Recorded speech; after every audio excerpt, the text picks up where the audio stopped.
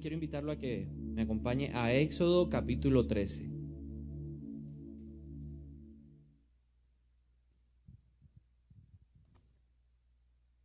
Esta es la palabra que hemos estado leyendo en los últimos días. Y el Señor dice en Éxodo 13, 17 al 18 lo siguiente: cuando por fin el faraón dejó salir a los israelitas, Dios no los guió por el camino principal que atraviesa el territorio filisteo, aunque esa era la ruta más corta a la tierra prometida.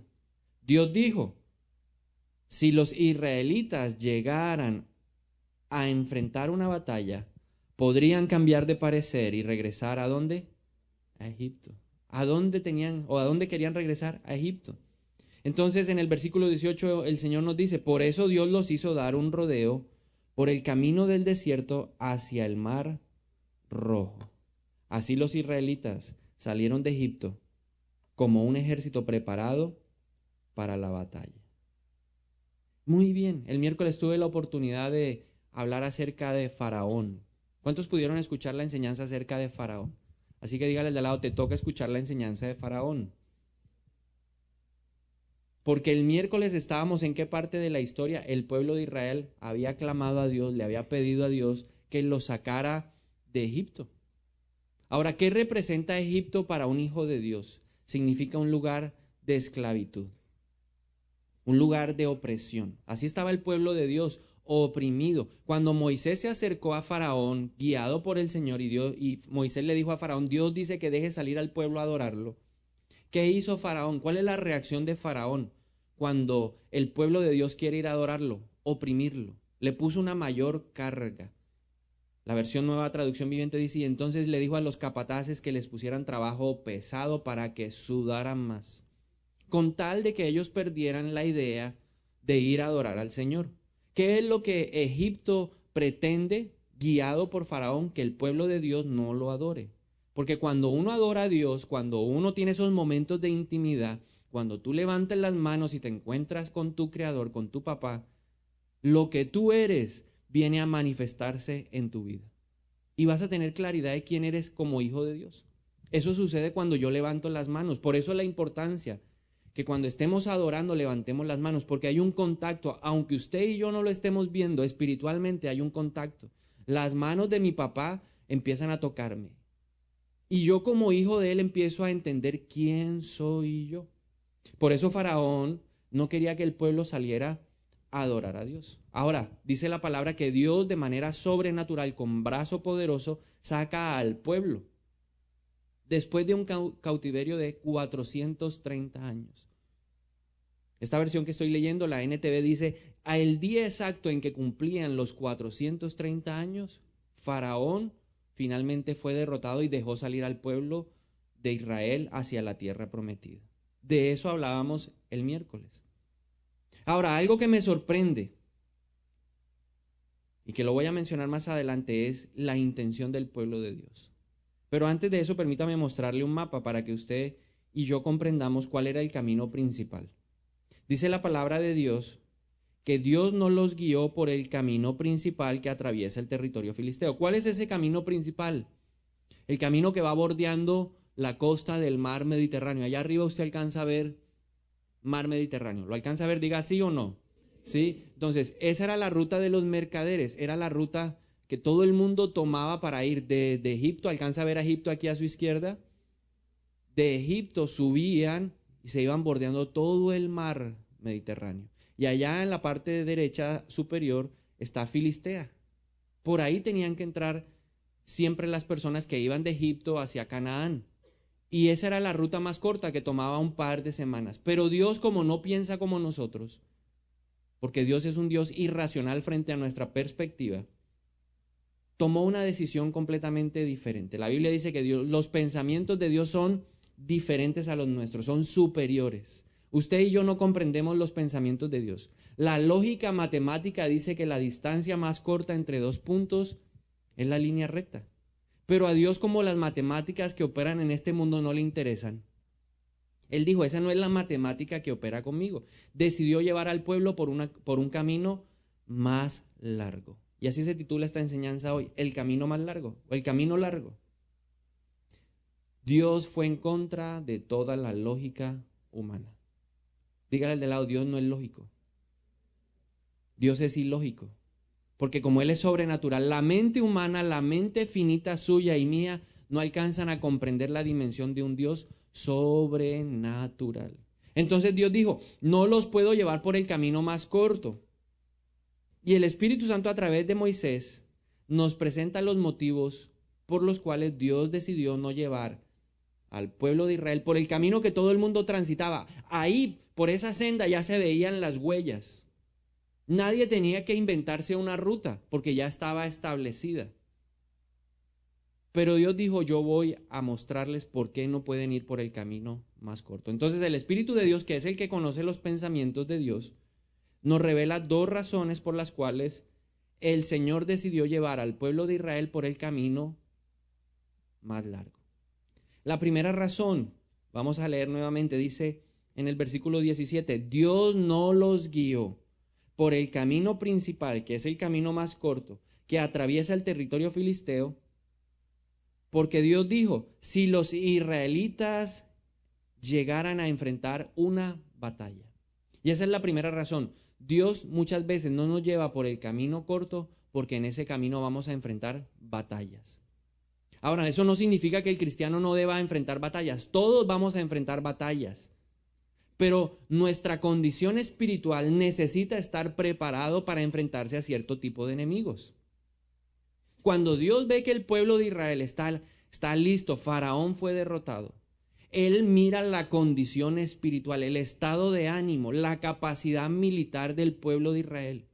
Y entiende que un pueblo que era esclavo hace unas horas no está en la condición de enfrentarse a un enemigo que está bien entrenado. Porque los filisteos eran un enemigo bien entrenado. Cuando yo estuve en el ejército el día que llegué, la primera vez, lo primero que hicieron fue mutilarme. A mí no me entregaron un fusil. Me raparon la cabeza y luego empezaron a enseñarme instrucción militar, a comprender los términos, a aprender obediencia. Luego, como a los 45 días, por primera vez me entregaron un fusil. Y ese fusil, el día que yo lo tomé en mis manos, le digo, pesaba hierro. Eso era una cosa pesadísima. Porque ese fusil que nos dieron a nosotros pesaba alrededor de 8 kilos. Yo no estaba acostumbrado a tener un peso de esos en mis brazos, ni a tener en mi cartuchera, ni a tener en el cinturón alrededor de 4 cartuchos con 20 proveedores ahí metidos, con 20 balas, cada uno de ellos, que podía pesar 4 kilos más. O sea, mi cuerpo no estaba acostumbrado a tener 12 kilos aproximadamente caminando con él a todas partes. Y eso mismo en la condición espiritual Dios lo ve en nuestra vida. Dios sabía que en ese instante el pueblo filisteo era más fuerte militarmente que el pueblo de Israel. Por eso Dios dijo, no los puedo enviar por ese camino, porque cuando se enfrenten con esos enemigos los harán retroceder. ¿Y a dónde los iban a enviar de vuelta? A Egipto. Diga conmigo, ¿a dónde iban a volver? A Egipto. Entonces muchas veces eso mismo sucede con nosotros. Dios no nos lleva por el camino más corto porque sabe que en ese camino vamos a enfrentar enemigos que no estamos capacitados para enfrentar. Dios me lo permitió entender de la siguiente manera también. Mi hermano a los 22 años se fue de Colombia y se fue a vivir a una nación completamente pagana que no conocen a Dios. Allá hay como 400, 500, 1000 ídolos. Yo no sé cuántos ídolos hay en Indonesia. Pero es un país en donde la mayoría de la población es netamente musulmana. Pero no solamente hay musulmanismo, hay budismo. Y no solamente hay budismo, hay nueva era. Y no solamente nueva era. También hay una cantidad de religiones que usted no se imagina. Y la minoría, cristianos. Solo una persona que está preparada para enfrentar ese tipo de ambiente, ese tipo de influencia espiritual, puede salir. Porque una persona que no está capacitada, que no tiene una dependencia de Dios, allá se pierde. ¿Qué es lo más fácil? Que esa cantidad de opresión lo lleven a alejarse del Señor. Yo no lo hubiera aguantado, yo no lo hubiera resistido. Si Dios me hubiera enviado a mí al exterior, a los 22 años, a la semana estaba yo aquí. Pero él estaba, ¿qué? Preparado para enfrentar ese ambiente. Él estaba preparado para enfrentar esa atmósfera espiritual. Dios esperó a que yo tuviera 29 años. Y usted diría, 29 versus 22, sí, yo tuve que tomar un camino más largo de preparación para poder ir a hacer algo que Él me había pedido o Él quería que yo hiciera. Entonces, Dios va a evitar muchas veces el camino corto porque ese camino tiene enemigos que no eres capaz de enfrentar.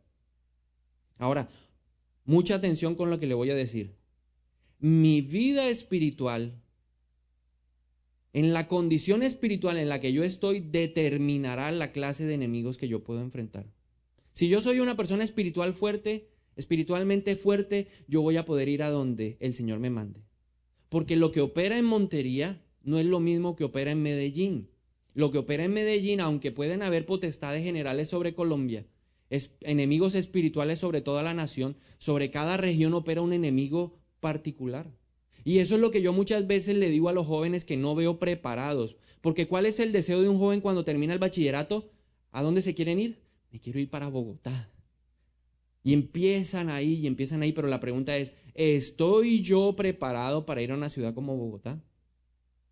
¿Estoy preparado espiritualmente para enfrentar los enemigos de Bogotá, de Medellín, de Barranquilla, de Cali?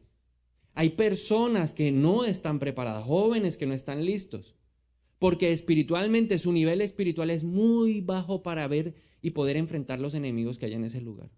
Y lo mismo pasa con los trabajos. Yo me quiero ir a trabajar afuera. ¿Está usted preparado para que cuando llegue a otra ciudad no se desconecte del Señor? Los discípulos nos enseñan esa lección. Mateo capítulo 17, versículo 14 al 16. Dice que un hombre vino y se arrodilló delante de Jesús y le dijo, Señor, ten misericordia de mi hijo. Le dan ataques y sufre terriblemente. A menudo cae al fuego. Imagínese lo endemoniado que estaba, que le daba por tirarse al fuego o luego se tiraba al agua. Así que decidí llevarlo a tus discípulos, pero no pudieron sanarlo. Porque los discípulos espiritualmente no estaban capacitados, no estaban preparados para enfrentarse a ese tipo de experiencia demoníaca en un hombre.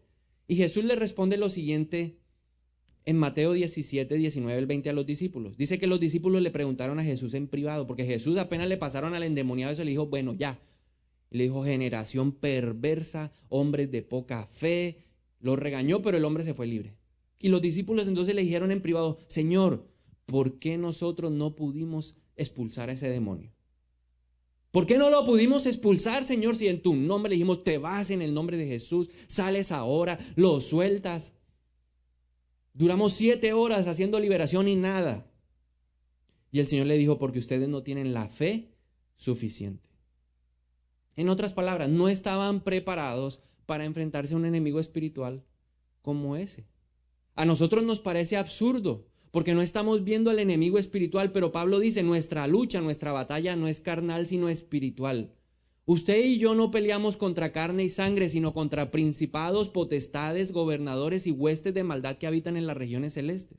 La misericordia de Dios. Esta mañana yo hablaba con Dios y en nuestra oración le decíamos, Señor, gracias porque aún en medio de todo, tú no nos dejas ver todo lo que uno podría estar viendo. Ahorita podríamos estar viendo la batalla que se libra en la atmósfera espiritual. Tal cual como le pasó a Daniel, 21 días orando hasta que vino el arcángel y dijo, estuvo dura la cosa, casi que no llegó, porque se me opuso el príncipe de Persia. O sea que sí hay una connotación espiritual y la Biblia nos lo enseña. Ahora, ¿yo estoy preparado para ir por ese camino para enfrentarme a los filisteos? Usted y yo no tenemos un nivel que nos permita determinar si tenemos o no la capacidad de enfrentar a nuestros enemigos. Porque muchas veces tendemos a minimizar al adversario. Sí, Cristo venció en la cruz. Cristo los derrotó a todos. Pero hay una realidad espiritual, que hay enemigos poderosos, que si yo no tengo el nivel espiritual suficiente, van a barrer conmigo el piso. Y me van a hacer retroceder ¿a dónde? A Egipto. Dígale, ¿a dónde vas a retroceder? A Egipto. Entonces yo tengo que prepararme espiritualmente para poder tomar el camino que el Señor me envíe. Si el camino más largo implica una preparación espiritual, ese es el camino que Dios considera propicio para mi vida. Esa es la primera razón. Entonces, Dios no te va a llevar de pronto por el camino más corto porque te está protegiendo de enemigos que tú no vas a poder enfrentar. Dios te ama tanto que prefiere mandarte por el camino largo para prepararte, para que luego sí puedas enfrentarte con el enemigo. Así hizo con el pueblo de Israel. De entrada no podían con los filisteos, pero años después hay un hombre llamado David que se enfrentó a un filisteo llamado Goliat. Porque ese era el tiempo en donde un David tenía que derrotar a un Goliat. Ahí sí había una preparación. El pueblo aún no estaba preparado porque Goliat se les paseó y se pavoneó delante del pueblo 40 días y les gritaba mañana, tarde, noche, a toda hora les gritaba, ¿quién se va a enfrentar conmigo? Hasta que llegó un hombre que sí estaba en la capacidad espiritual de enfrentar a un hombre como Goliat. Y ese hombre era David. Y David le dijo, yo no vengo a pelear contigo, porque le pusieron la armadura, pero él no peleó con esa armadura, la armadura del mundo. Él peleó en el nombre del Señor de los ejércitos celestiales. Y derrotó a un gigante, pero porque él tenía una condición espiritual que le permitía ver a ese enemigo como un enemigo derrotado. Los filisteos en ese tiempo eran más poderosos que los israelitas y los hubieran hecho devolver a Egipto. Esa es la primera razón. La segunda razón que nos da este mismo versículo dice, entonces, hubieran enfrentado una batalla, podrían cambiar de parecer, de en vez de ir a la tierra prometida, si hubieran regresado ¿a dónde? A Egipto. Y esa es la segunda razón. Muchas veces el camino corto te puede llevar a Egipto. ¿A dónde lo puede devolver? Uy, no lo escucho. ¿A dónde lo va a devolver? A ver, por este lado. ¿A dónde lo va a devolver? Más fuerte, que no se le escucha, que lo escuchen los de aquel lado. ¿A dónde lo va a devolver? ¿Y por acá a dónde lo va a devolver? ¿Y a dónde lo va a devolver? ¿Y a dónde lo puede devolver? A Egipto. El camino más corto te puede devolver ¿a dónde? A Egipto. Increíble. ¿Qué era lo que había en Egipto? Opresión. ¿Qué era lo que había en Egipto? Subyugación. ¿Qué era lo que había en Egipto? Trabajo forzado. ¿Qué era lo que había en Egipto? No había libertad, no había identidad. Comían lo que los egipcios le daban, si les querían dar, si no, tenían que aguantarse porque ellos eran esclavos. Increíble. Pero un pueblo que era libre quería volver ¿a dónde? A Egipto. Querían volver al dominio de Faraón. Faraón era un hombre que se creía el amo y el dueño de ellos. Porque esa es la figura de Faraón. Faraón es alguien, es un espíritu que se cree el dueño de los hijos de Dios. Entonces hagamos con ellos lo que se nos dé la gana. Es un espíritu que busca oprimir al pueblo de Dios. Es un espíritu que busca cansar al pueblo de Dios. Le va a poner trabajo pesado para que usted no busque, para que usted no adore al Señor. Y allá era donde quería volver el pueblo de Dios. Entonces la pregunta es, ¿por qué el pueblo de Dios estaría dispuesto a volver a un lugar así? ¿Por qué el pueblo de Dios, dígale al de al lado, por qué el pueblo de Dios estaría dispuesto a volver así? Pregúnteselo al de al lado, porque el de al lado es pueblo de Dios. Y yo he conocido cientos de personas que un día caminan en la libertad y de pronto, ups, no, mejor volvamos a Egipto. Y uno dice, pero ¿cómo vuelven a Egipto? ¿Cómo vuelven a hacer lo que antes eran? O sea, ¿cómo quieren vivir esclavos del pecado? Si Cristo nos hizo libres del pecado, ¿cómo ese quiere volver a tener una vida tan libertina como la tenía?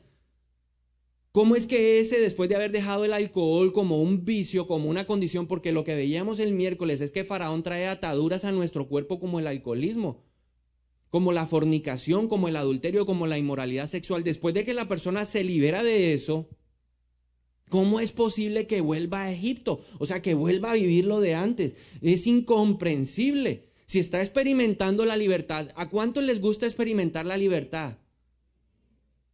A mí me encanta experimentar la libertad. Es lo más maravilloso. ¿Alguna vez usted ha estado preso? No. Uy, el único entonces he sido yo. Porque cuando yo estaba en el ejército me dieron 72 horas de calabozo. Sí, para que el día de mañana, si sabe, la última el pastor estuvo preso. Sí, y después le contaré por qué. No fue muy justo, pero igual experimenté lo que es estar preso. No tener la libertad de usted poder salir, de gritar, de moverse, de ver el sol. 72 horas en un calabozo para mí fueron 100 años. Pero eso me enseñó en que la libertad es lo más preciado para una persona. Eso es lo más maravilloso. Entonces, no entiendo cómo personas que experimentan la libertad que nos da el Espíritu, porque dice que donde está el Espíritu de Dios hay libertad. Luego de experimentar la libertad, ¿quieren regresar a dónde? A revolcarse en Egipto, a que les impongan cargas, a que les impongan penas. Ahora, dos razones personales por las cuales considero que a una persona le gusta regresar a Egipto, o una persona estaría dispuesta a volver a Egipto. En primer lugar, Porque muchas veces de manera equivocada pensamos que Egipto es un refugio. ¿Cómo así que Egipto es un refugio? Es que la tendencia del corazón humano cuando está bajo problemas es volver a Egipto. Cuando alguien o cuando uno está enfrentando un problema, ¿a quién busca? A Egipto. Esa es la tendencia natural. Hay un problema financiero, ¿a quién buscamos? Al prestamista de Egipto, al pagadiario de Egipto. Ese me va a sacar del problema. Esa es la tendencia natural. Tengo un problema de insomnio. Yo tengo que volver ¿a dónde? Al Egipto que me daba medicamentos antes para calmar la ansiedad. Una vez estuve en una cita médica y el hombre me preguntaba, ¿fuma? No. ¿Toma? No. ¿Baila? No. Y me dice, no, qué vida tan aburrida. Yo le dije, no. Y en medio de la conversación nos pusimos a hablar y entonces el hombre me dijo, no, ¿y sabe qué? Yo tomo Ativan porque es que ando como, en las noches ando como, no sé, desesperado. Entonces, pues no hay problema, me tomo un Ativan y ya, con eso duermo. Yo le decía, yo no fumo, yo no tomo, yo no bailo, yo no me emborracho, pero en paz me acuesto y así mismo duermo porque solamente en mi Señor puedo dormir confiado. Esa es la libertad. Él estaba atado ¿a dónde? A los medicamentos. ¿Yo estoy atado a qué? A Cristo que me da libertad para dormir en paz. Pero hay gente que tiene la tendencia en su corazón de que cuando hay problemas hay que buscar al político. ¿De dónde vendrá mi socorro? El Hijo de Dios dice, mi socorro viene de ti. Pero el que todavía está pensando en el mundo, mi socorro viene del político y se le arrodillan. Y por eso ellos hacen con nosotros todo lo que quieren, porque ellos son faraón. Usted tiene que ver a esas personas como un faraón. ¿Qué es lo que quieren ellos? Controlarlo, dominarlo, oprimirlo y exigirle que voten por ellos el día de los comicios. Usted no es libre para elegir la mejor alternativa para usted. Usted no es libre para escoger su candidato. A mí me gusta este porque sus ideas se identifican conmigo, porque usted tiene una tendencia natural de irse ¿a dónde? A Egipto. Nos encanta Egipto. Génesis nos muestra que el hombre tiene una tendencia natural de volver a Egipto. Dice la palabra de Dios que cuando hubo una hambruna en la tierra en los tiempos de Abraham, ¿para dónde se regresó el Señor Abraham? ¿O a dónde fue? A Egipto. En Génesis capítulo 26, versículo 2, vemos al hijo de Abraham repitiendo la historia de su papá. El Señor se le apareció a Isaac y le dijo, no desciendas, ¿a dónde? Dígaselo al de al lado, dígale. Léaselo con fuerza, dígale, no desciendas a Egipto. Porque la tendencia natural de nuestro corazón es volver ¿a dónde? A Egipto. El Señor le dijo, no vuelvas a Egipto, haz lo que yo te digo. Es que si yo no me postro y me humillo frente al político para que me dé el contrato y yo le dé el 30%, no voy a comer. Eso es Egipto. Y eso se llama corrupción. Y la ley colombiana sanciona la corrupción con cárcel. Lo que pasa es que todo el mundo se hace el loco. Porque no hay nadie que se atreva a ir hacia la libertad, sino que todos quieren volver ¿a dónde? Mi socorro viene de ti, oh gran político. Con el respeto que se merecen los políticos. Pero la mayoría de ellos hacen eso porque son faraones. Entonces creemos que las pastillas van a resolver el problema. Creemos que las personas van a resolver el problema. Creemos que el prestadiario va a resolver el problema. En Isaías 31:1 dice el Señor, ¿qué aflicción le espera a los que buscan ayuda en Egipto? ¿Tienes problemas? Corres a Egipto. Al confiar en sus caballos, en sus carros de guerra y en sus conductores. Y al depender de la fuerza de ejércitos humanos. Si usted depende más de un humano que de Dios, ¿usted está en dónde? En Egipto. Porque el Señor dice, cuando le dijo a Isaac, no vayas allá, sino haz lo que yo te digo. Y luego aquí el Señor dice, en lugar de buscar ayuda en el Señor, el Santo de Israel. ¿En quién buscas la ayuda? ¿Cuál es la primera fuente de búsqueda de ayuda en tiempos de necesidad? ¿Dios o Egipto? Entonces esa es la primera razón por la cual un pueblo que había sido comprado, que había sido liberado por Dios con mano poderosa, al igual que usted y yo hemos sido liberados por la mano poderosa de Jesucristo, estaríamos dispuestos a volver a Egipto. Y usted ve a cientos de cristianos que vuelven a Egipto. Cientos. Hoy la iglesia no está más llena porque cuando yo preparaba esta enseñanza, Dios me ponía en la mente una cantidad de personas que volvieron ¿a dónde? A Egipto. porque no buscaron la ayuda en el Señor, sino que lo quisieron hacer en sus propias fuerzas, porque también incluye eso, que tal vez usted no esté buscando al político ni al pagadiario, sino que esté buscando en sí mismo la respuesta a las necesidades que usted tiene. Entonces yo lo puedo hacer, yo decido, todo yo. Eso también lo puede llevar ¿a dónde? A Egipto. Personas que hoy deberían estar sirviendo, personas que hoy deberían ser líderes de la iglesia, no están, porque un día decidieron volver ¿a dónde? A Egipto. Porque creyeron más en sus propias fuerzas. Yo me voy a casar y lo voy a hacer a mi manera. Yo voy a conseguir ese marido sí o sí. Sí, porque llega un momento de nuestra edad, o viceversa. Yo voy a casarme con esa vieja, no importa que esa no, lo que sea, pero yo me caso, porque ya. Eso es creer en la fuerza humana. ¿A dónde te lleva eso? A Egipto. Muchas personas, muchas parejas no están hoy aquí porque se tomaron esa decisión. ¿Están en dónde? En su Egipto. Otros decidieron que ellos eran capaces de vencer el adulterio. ¿Y dónde están hoy? En Egipto. Porque yo me considero débil para que el poder de Dios se perfeccione en mi debilidad. El que se sienta firme, mire que no caiga. Por eso yo busco mi fuerza ¿de dónde? Del Señor. La segunda razón por la cual creo que un pueblo libre estaría dispuesto a regresar a Egipto es porque ese pueblo estaba físicamente libre. Ellos ya caminaban, ya tenían los animales, las mujeres, los niños, todos caminaban libres, pero mentalmente eran unos esclavos. En la mente estaban esclavizados con Faraón. ¿Qué es un esclavo?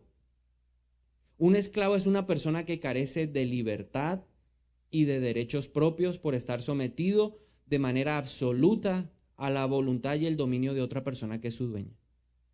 Libres físicamente, pero mentalmente están sometidas. Mentalmente están controladas por la voluntad de otro. Entonces usted puede estar libre, usted vino en libertad a sentarse aquí, pero su mente estará libre para escuchar este mensaje. Porque usted puede ser muy libre físicamente, puede gritar, saltar, brincar, pero mentalmente su mente puede no estar acá, de cuerpo presente pero de mente ausente. Romanos 6:6 dice, sabemos que nuestro antiguo ser pecaminoso fue crucificado con Cristo para que el pecado perdiera su poder en nuestra vida. Ya no somos esclavos del pecado. He hablado con cientos de jóvenes, hombres, y me dicen, es que yo no he podido dejar ese pecado. ¿Cómo hago? Pues significa que usted está siendo una persona controlada por ese pecado. Significa que Faraón sigue mandando en tu mente, porque Cristo nos dio una libertad. Cristo no vino a destruirnos, no vino a condenarnos. Lo que hablamos hace una semana, Cristo vino a darnos libertad, a sacarnos de la esclavitud. Y yo tengo que ejercer esa posición como hijo de Dios y saber que Él me hizo libre y que el pecado ya no se enseñorea de mí, sino que yo me enseñoreo de ese pecado. Pero ¿cuántas veces llegamos y, ay, fallé otra vez? Y al día siguiente, ay, otra vez. Y al día siguiente, ay, otra vez. Es porque estamos siendo controlados de manera absoluta en nuestra voluntad por la voluntad de ese espíritu. Pero como no lo estamos viendo de esa manera, creemos que porque venimos a la iglesia ya somos libres y resulta que mentalmente somos unos esclavos. Nuestra tendencia es volver ¿a dónde? A Egipto. Lo he visto en cientos de hombres. Como yo trabajo con hombres que no tuvieron la valentía de decir, mire, tengo un problema sexual ni el más macho, pastor. No he podido dejar de pensar en viejas. Todo el tiempo me la paso pensando en viejas. Viejas por aquí, viejas por allá, y se me aparece la vieja acá, y otra vez la vieja. Porque ese es el mayor problema de los hombres. Codea a un hombre y dígale, ese es tu problema. Sí. Ahora todos son santos. No tienen luchas. Todos los hombres tenemos ese problema.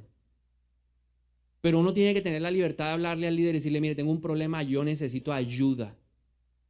Pero el que se lo calla dice, ya yo soy libre, pero mentalmente está siendo esclavizado por ese espíritu de codicia sexual. ¿Y a dónde lo va a llevar? Al mundo. Y tengo así presente un caso, ese hombre decía, sí, yo amo a Dios, y Dios, y Dios. ¿Dónde está hoy? En el mundo. Destruyó su vida por irse con otra vieja. Y está en el mundo. Es duro, pero es una realidad. porque nos dejamos controlar, someter de manera absoluta en nuestra mente, en nuestro corazón, por un espíritu. Y como no lo desenmascaramos, porque no nos atrevemos a decir que somos pecadores, porque ¿qué van a decir de mí en la iglesia? ¿Qué va a decir el pastor allá? No, ¿qué es eso? ¿Qué oso? Pero esa otra persona es dueña de nuestra vida. Entonces, ¿qué caracteriza a una persona mentalmente esclava? ¿Cuáles son las características? En primer lugar, una persona que es esclava no tiene identidad. No es de aquí, no es de allá.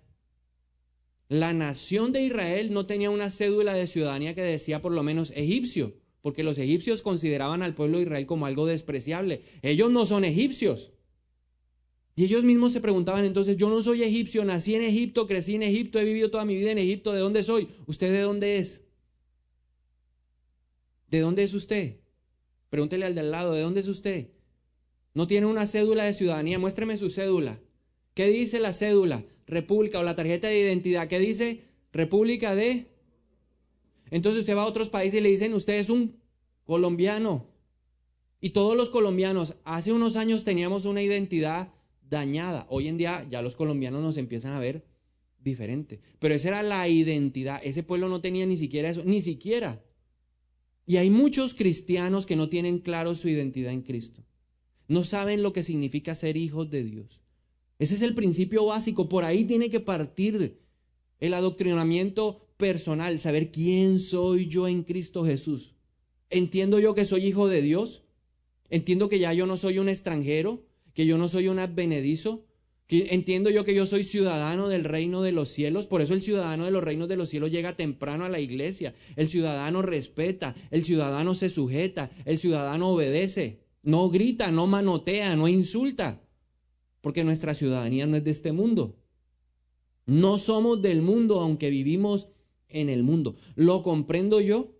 Entiendo que a mí no me marca la cultura, la idiosincrasia del costeño, del cachaco, del pastuso, del paisa. Entiendo yo que esa cultura no es la que determina quién soy yo. Lo que determina realmente mi naturaleza es la palabra de Dios que dice quién soy yo en Cristo Jesús. Porque Él dijo, de modo que si alguno está en Cristo, nueva criatura es. Las cosas viejas pasan. He aquí que todas son hechas nuevas. ¿Entiendo yo eso?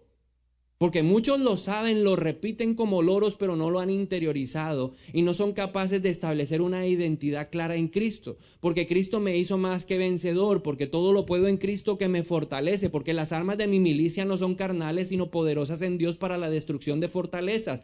Esas son las armas que yo uso para batallar en contra de ese pecado que quiere enseñorearse de mí y llevarme a Egipto. Pero comprendo que esa es mi responsabilidad.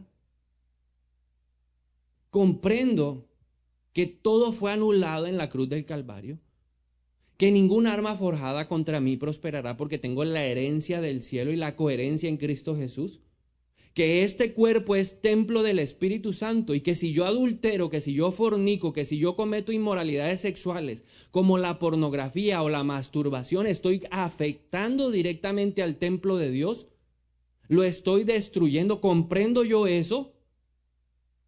Porque si yo no lo tengo claro y si en mi espíritu no está interiorizado, ¿a dónde voy a terminar? En Egipto. Termino otra vez haciendo lo que hacía antes. Cristianos que se acuestan con las novias. ¿Por qué? Porque no han desaparecido, no han destruido esa fortaleza en sus vidas que los tiene dominados y controlados. Yo sí puedo vencer el pecado. Yo sí puedo esperar mi esposo, mi esposa hasta el matrimonio, para luego sí, bajo el pacto del amor, tener el regalo de la relación sexual. Yo sí lo puedo hacer. Yo lo pude hacer. ¿Por qué no lo puede hacer usted? Porque yo sí puedo ser fiel y usted no puede ser fiel. ¿Qué diferencia hay si yo también soy carne? Porque hay gente que no tiene establecido y no tiene claro lo que significa ser hijo de Dios. Por eso, el pueblo no tenía identidad. ¿Qué más caracteriza a una persona esclava o con mentalidad de esclavo? Siempre está llena de temor. Entonces ve todos los problemas más grandes que Dios. Ay, ahí viene Faraón, vea, ay Moisés, usted nos trajo al desierto a morir. Ay, ay. Todo lo ve más grande que Dios. Y por eso entonces viene un problema ahí. El problema es grande. Sí, hay una situación económica fuerte. ¿A dónde corremos, Dios mío? Ay, a Egipto. Ayúdame, oh gran prestamista pagadiario. porque ve todo con temor. Y Dios no nos ha dado un espíritu de cobardía, sino de poder, de amor y de dominio propio. La tercera característica de una persona con mentalidad de esclavo: siempre mira hacia atrás. Ay, es que Egipto era tan sabroso. La carne que nos daban en Egipto, 3/4 con papa frita, era, uy, esa carne estaba buenísima. Entonces siempre quieren lo de Egipto. Cuando yo estaba en el mundo, eso allá en la discoteca la pasaba delicioso. Eso era racataca. Porque siempre se la pasan mirando, ¿qué? Atrás. Ay, no, eso allá era, esa libertad en Egipto era deliciosa. Subyugados, sin plata, endeudados, con la mujer peleado, pero feliz en Egipto. Porque allá era infiel. Siempre estaba mirando hacia atrás. Es que yo lo que yo tenía. Ay, mis empresas. Ay, mis negocios. Siempre estaban mirando hacia dónde? Hacia Egipto. No busque la sopa de Egipto. Dígale al de al lado.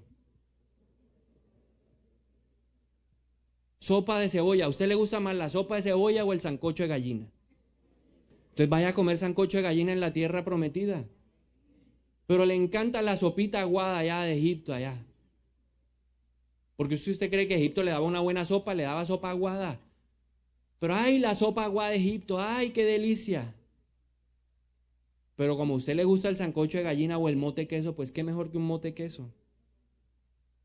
La mujer de Lot era una esclava de lo que había vivido en Sodoma y Gomorra. Cuando llegaron los ángeles del Señor, le dijeron a la familia de Lot: no mire hacia atrás, coja sus cositas y váyase. No mire hacia atrás.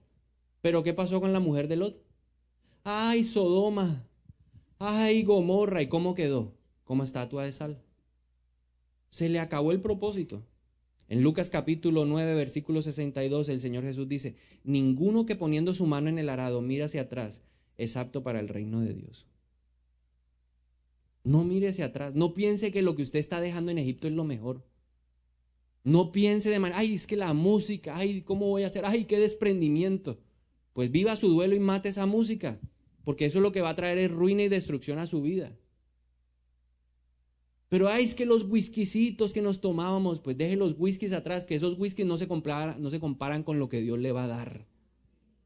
Pero nos encanta lamentarnos, ay, todo lo que yo hacía, las parrandas, la música, la papayera, Pelayo, ay, Pelayo. Y las corralejas, usted montado allá en el palco, uy, ay, Dios. Siempre está mirando hacia atrás. Si usted todavía le pasa eso, usted tiene mentalidad ¿de qué? De esclavo. Se lo estoy diciendo es para que usted analice. Un esclavo, en cuarto lugar, está lleno de negativismo. Siempre habla lo malo. No se puede, no lo voy a lograr, no lo voy a conseguir, jamás seré libre. Vive frustrado, pesimista. Nunca saldré de la pobreza, siempre ando llevado, siempre ando limpio. Ay, qué cosa. Eso es una mente de esclavo. Proverbios 18:21 dice: la lengua puede traer vida o muerte. Todo lo que declares tiene poder.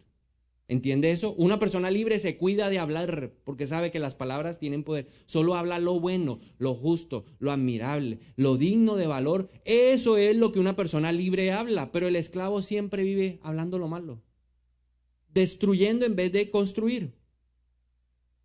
En quinto lugar, una persona negativa o una persona con mentalidad de esclavo está llena de queja y de murmuración. Oiga, el pueblo de Israel no llevaba nada y llegaban al primer desierto, ni siquiera habían caminado el desierto, ya llegaron al desierto y empezaron a quejarse. Ay, no tenemos que beber, ay, estamos sedientos. Porque la queja es una característica del esclavo. Todos nosotros tenemos eso, porque fuimos esclavos un día. Y la queja, lo peligroso de la queja es que no es dientes para afuera, porque ¿qué aprendieron los esclavos de Israel?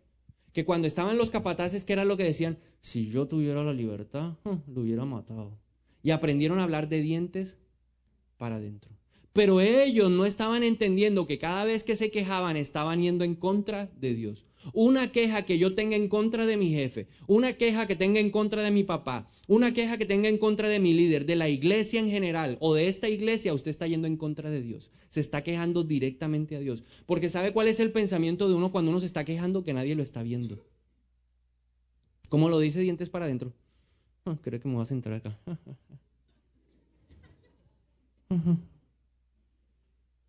Aquí donde pega el chorro, yo no me voy a sentar.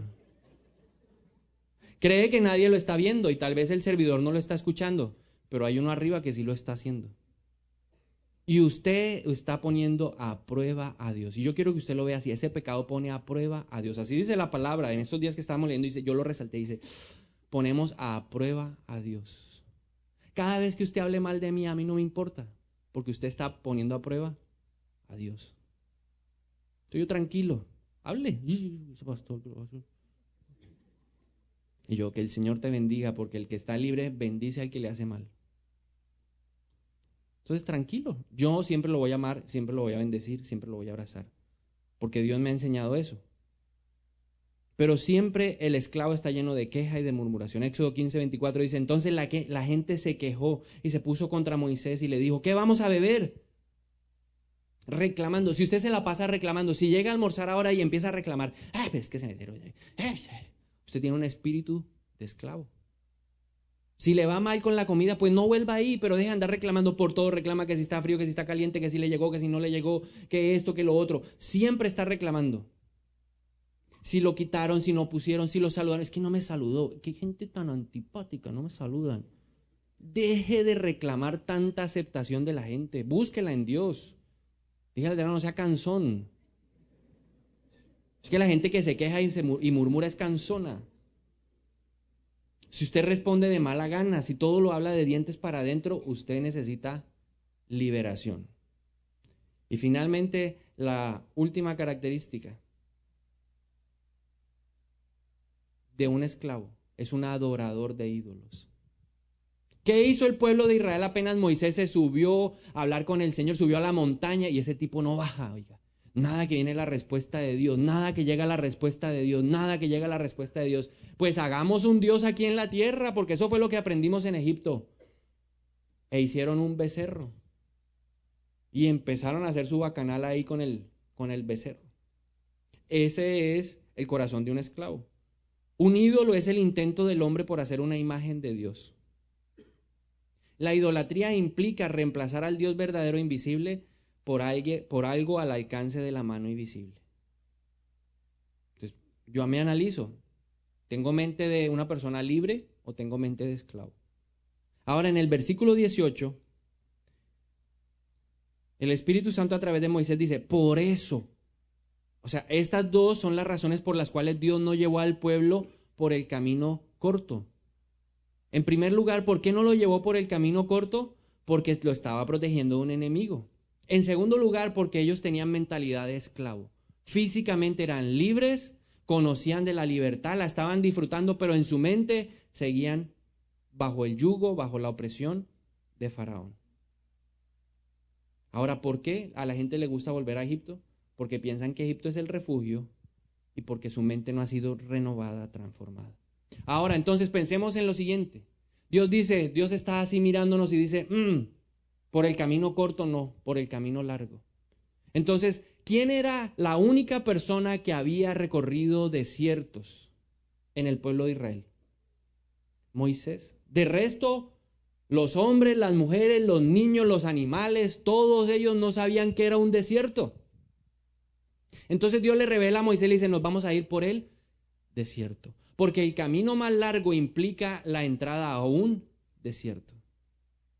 Y tal vez tú nunca has caminado un desierto, pero hay alguien que te puede indicar cuál es el camino correcto en ese desierto. Ellos miraron y lo único que veían, en el otro camino había una senda.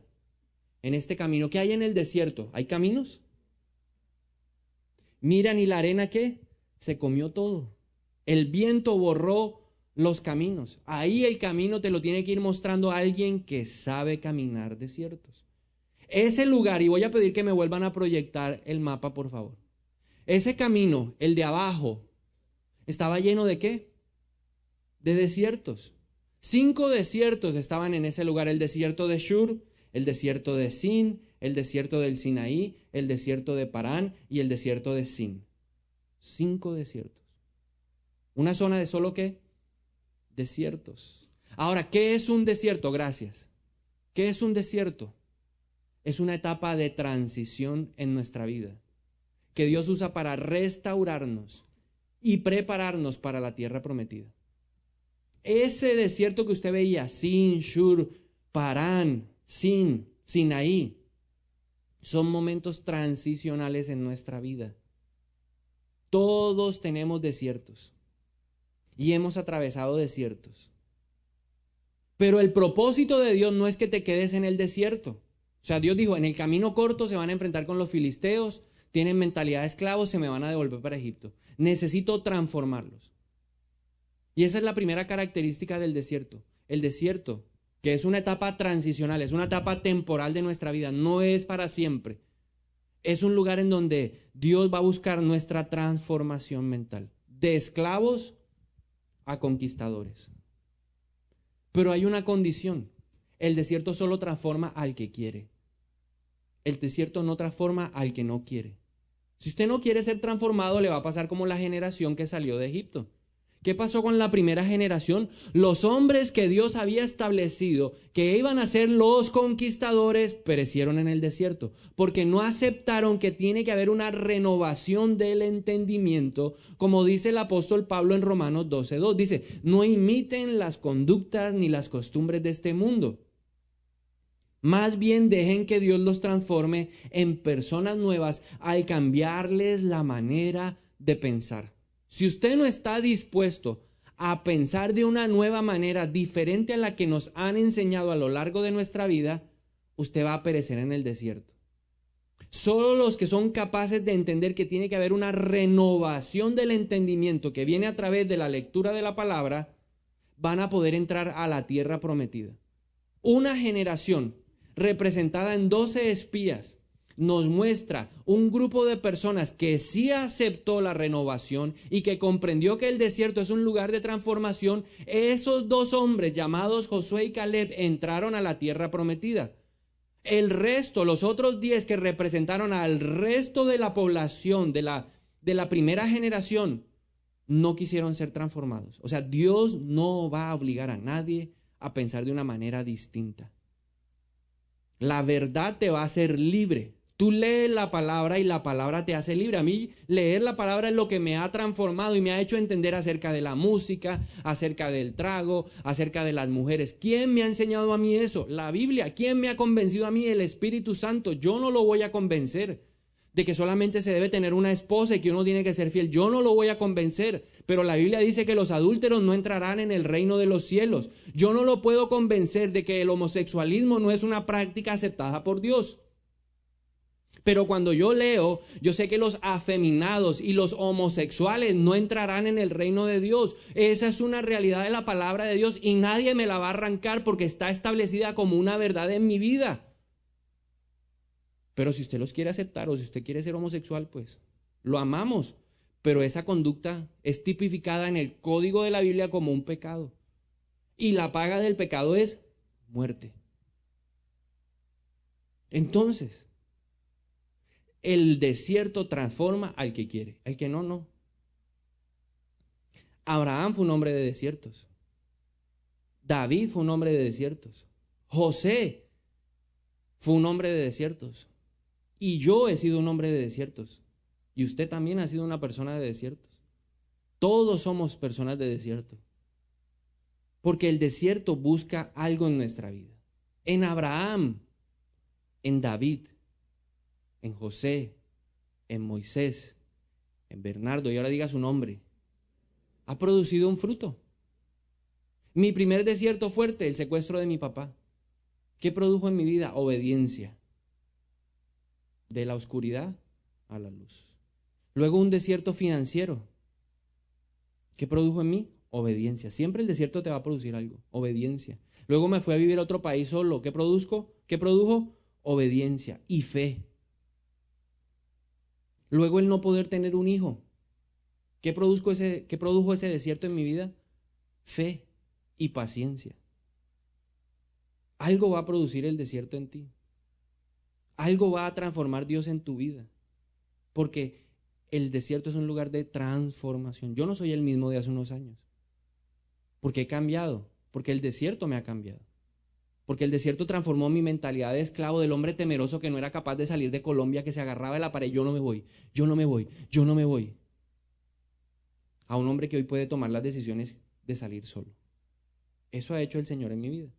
¿Qué más podemos decir acerca del desierto? Que en el desierto hay luz, hay dirección y hay provisión por parte de Dios. Dios sí acompaña a su pueblo. Usted no está solo. Él dijo, nunca te dejaré, nunca te abandonaré, no importa donde tú vayas. Si estás en el desierto, ahí estoy yo. ¿Cómo se manifestaba la presencia de Dios en el desierto para el pueblo de Israel? De día era una nube y de noche era una columna de fuego. Nunca los dejó. Mientras ellos estuvieron en el desierto, ¿quién los guió? Dios. Un día tuvieron hambre y Dios empezó a hacer pan del cielo. Y cuando se les antojó carne, les mandó codornices. Cuando tenían sed, mandaba agua de la peña. O si era necesario que una represa que era de aguas amargas se convirtiera en agua dulce. En el desierto Dios va a ser mi proveedor. Y yo lo he visto en mi vida. ¿Quién ha sido mi proveedor? ¿Quién me ha acompañado en mi desierto? No Faraón. Porque Faraón no te va a acompañar en tu desierto. Faraón te va a llevar otra vez a la cautividad. Pero Dios en medio de mi desierto me está transformando, me está dando luz, dirección. Porque al desierto me llamó para hablarme. Es que Dios usa el desierto para cautivar nuestra atención, para que usted entienda que Dios sí es real y que Él es verdad. Todos quisiéramos que hoy la nube se manifestara de día y la columna de fuego de noche. Pero resulta que Dios trajo la revelación de su palabra y esa es la lámpara que alumbra tu camino. Lámpara a mis pies y lumbrera a mi camino es tu palabra. Y nos dejó la mejor compañía. Jesús dijo, mire, yo mejor me voy porque si no, no viene la buena compañía que ustedes necesitan, que es el Espíritu Santo. El desierto también se caracteriza porque es el camino donde no hay otro recurso sino Dios. Dios le corta a los faraones. En el desierto usted no puede decir dónde está Faraón, sino necesito sola y única y exclusivamente a Dios. Isaías 43:19 dice, pues estoy a punto de hacer algo nuevo. Mira, ya he comenzado, ¿no lo ves? Haré un camino a través del desierto, crearé ríos en la tierra árida y baldía. Y finalmente la última característica del desierto es un tiempo, es un lapso de tiempo. Cuando Dios sacó al pueblo de Israel dijo, esta gente todavía tiene mentalidad de esclavo, pero ese proceso de transformación puede durar 2 años. En 2 años esta gente está lista para ir a conquistar la tierra prometida. Esta gente es conquistadora, son guerreros, son soldados de Jesucristo. En 2 años están listos. Dios pensó de esa manera. Pero el lapso de tiempo real depende de tu capacidad de aprender y de cambiar. El pueblo no quiso aprender. El pueblo no quiso cambiar. ¿Cuánto duró en realidad el desierto? Vagaron por el desierto en total 40 años. Entonces, si tú no quieres aprender, Dios dice, bueno, necesita más desierto. Por eso usted ve gente pero es que desde que se metió a cristiano no pasa sino de la mala a la peor y de la peor a la pospeor y no. Porque la gente le dice, no, desde que te metiste a cristiano estás en la inmunda, ahora estás en la doble inmunda y vas para la tercera inmunda. Pero ¿sabe por qué? Porque esa persona no ha querido aprender. Y porque Dios ama y como lo que Él busca es la salvación de esa persona, lo lleva al primer desierto. Y si no aprendió en el desierto de Shur, lo pasa al desierto de Sin. Y si no aprendió en el desierto de Sin, vámonos para Param. Y si no aprende en el de Param, vámonos para el desierto del Sinaí. Y si no aprendiste en el Sinaí, pues nos vamos para el otro Sin. Y si no aprendiste en esos 5, volvemos a empezar la lección hasta que la aprendas, porque el que comenzó la buena obra en ti la va a perfeccionar, gústete o no te guste. 1, 2, 3, 4, 5, 6, los desiertos dependen de ti, de tu capacidad de aprender y de desprenderte. Dice, deja las conductas, las prácticas que aprendiste en Egipto, en la medida que te despojes rápido de ellas y adquieras las prácticas de ciudadano del cielo, te convertirás en un conquistador. Así es que yo necesito caminar. Entonces, ¿cómo ser la generación que acepta la transformación, que sale transformado como conquistador y va a poseer la tierra prometida? ¿Cómo ser esa clase de personas? En primer lugar, hay que pedirle perdón a Dios por todos los caminos cortos que yo he seguido en mi vida. Siempre que he estado ahí, Señor, a mí no me importa el camino largo, yo voy a coger mi camino corto. Cada vez que usted haya cogido un camino corto, pídale perdón a Dios. Pídale perdón hoy a Dios de sus caminos cortos. Señor, perdóname por querer hacer plata con negocios ilícitos. Perdóname, Señor, por hacer esto. Perdóname por buscar al prestadiario. Señor, perdóname por endeudarme tanto. Perdóname, Señor, por quererme casar con el primer aparecido. Perdóname por querer casarme con la primera aparecida. Perdóname por acostarme con mi novio, con mi novia, por querer que así iba a amarrar a un hombre a mi lado, por querer que así iba a amarrar a una mujer a mi lado. Perdóname. Porque el corazón del hombre es así, engañoso, perverso, malo. ¿Quién lo conocerá? Solo Dios. Entonces, pidámosle perdón a Dios hoy por nuestros caminos cortos. Lo segundo, siempre recuerde que a Dios no le agrada a la gente que retrocede. A Dios no le agrada a la gente que vuelve atrás. Dice, es mejor que no me hubieran conocido. Es mejor dicho, no, ni para qué hablar, dice el Señor. Esa gente es mejor que no me hubiera conocido. Hebreos 10:38 dice, más el justo vivirá por la fe. Pero si retrocede, no agrada a mi alma. Egipto no es tu refugio. Dígale al de lado, Egipto no es tu refugio. El mundo no es la salida. ¿Qué dice la palabra? ¿Quién es mi fortaleza? El Señor es mi luz y mi salvación. ¿De dónde vendrá mi socorro? ¿De dónde viene su socorro? No, dígalo con sinceridad. ¿De dónde viene su socorro? ¿Del político? ¿Del prestadiario? ¿De una amiguita que tiene en la calle? ¿De quién viene su socorro? Mi socorro viene de ti. Pero usted tiene que decirlo con firmeza para que lo pueda creer. Mi socorro, de ahí viene mi fortaleza. El Señor es mi luz y mi salvación. El Señor es mi fortaleza. ¿Quién es el gozo de mi salvación? Dios. Dios es mi gozo. Torre fuerte es el nombre del Señor. A Él correrá el justo. Ahí no dice que torre fuerte es el faraón. A Él correrá el justo. Torre fuerte es el nombre del Señor. Solo a Dios debemos correr. Esa es la primera opción. Usted está enfermo, primero corra a Dios. Usted está en crisis financiera, primero corra a Dios. Usted está en crisis familiar, primero corra a Dios. Y luego Dios le va a decir lo que debe hacer. Yo no le estoy diciendo que no vaya al médico, le estoy diciendo es que primero corra a Dios y Dios le va a decir, ve a tal médico, a ese no me gusta, ve a este, que en este me voy a glorificar. A través de esta persona te voy a conseguir la libertad financiera porque te va a dar un trabajo. No corras a este, corre a este, porque aún al político lo puede usar para bendecirme.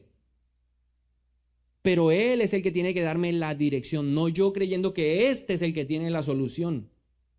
Faraón no tiene la solución. El Señor sí tiene la solución. Lo tercero, dele a Dios gracias por el camino largo. Todos los caminos largos, dele gracias a Dios. Oye, Señor, gracias porque con sacrificio me gradué en la universidad. Me tocó duro, me tocó sacar fotocopias.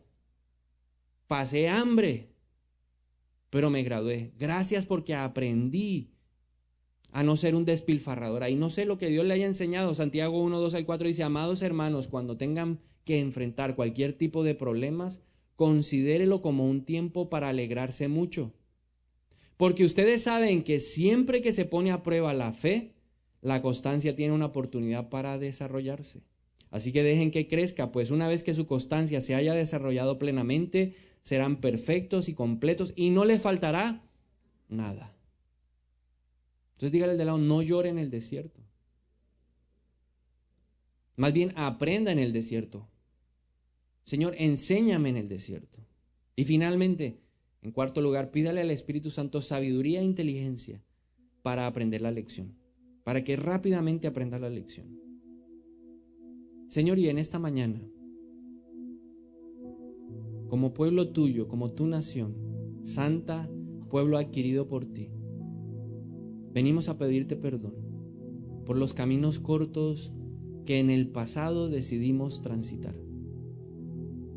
Perdónanos porque hicimos caso omiso de lo que tú nos habías hablado, de lo que tú nos habías orientado. Y yo le voy a animar a que se ponga de pie.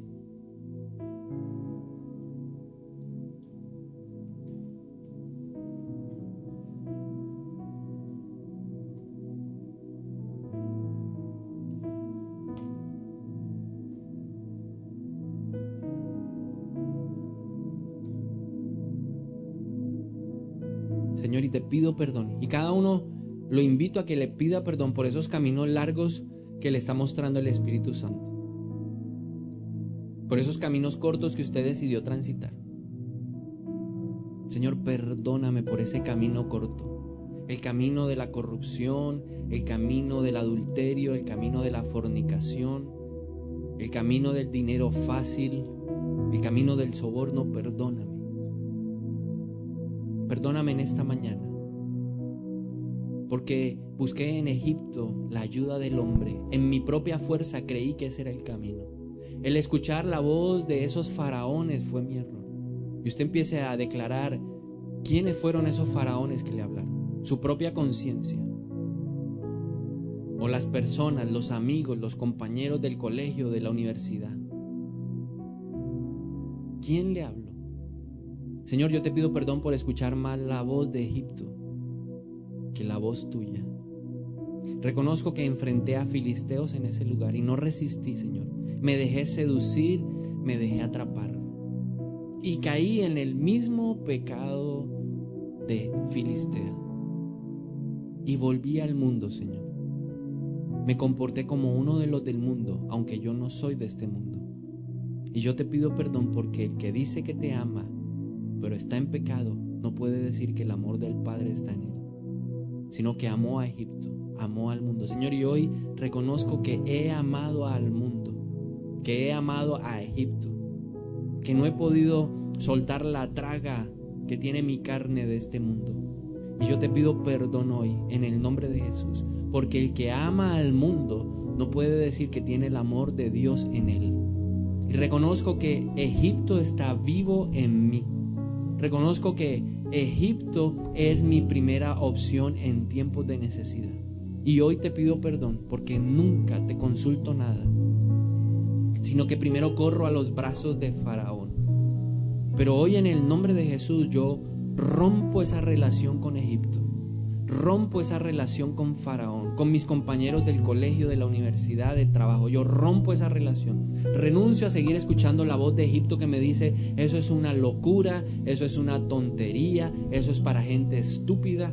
Hoy rompo esas palabras, las destruyo, las declaro sin autoridad y sin poder. Lo único que están permitiendo esas palabras es robarme la identidad que tengo como hijo de Dios. Por eso hoy en el nombre de Jesús yo ato y destruyo toda palabra faraónica en mi vida, toda palabra de amigos, compañeros, personas conocidas que me dicen que debo hacer lo que el mundo hace. Hoy las declaro sin autoridad, sin poder, en el nombre de Jesús. En esta mañana yo renuncio a la mentalidad de esclavo, renuncio a no tener identidad. Hoy declaro quién soy en Cristo Jesús. Estoy sentado con mi Señor y mi Salvador en los lugares celestiales. Declaro en esta mañana que soy hijo de Dios, que fui comprado con sangre preciosa, que el precio de mi libertad no es el oro o la plata que pierden valor, sino la sangre de Jesucristo. Declaro que soy justificado por la fe en Jesús. Cristo resucitó de entre los muertos. Cristo pagó por todos mis pecados. Él anuló el acta de los decretos que me era contraria, que me condenaba, y ahora no tengo condenación.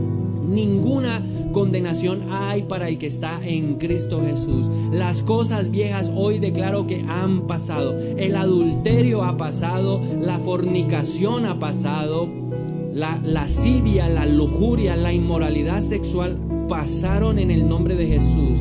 Y declaro en esta mañana que soy libre, porque Él me hizo libre, hijo de Dios, heredero de sus promesas, coheredero en Cristo Jesús, templo del Espíritu Santo. Esa es mi identidad.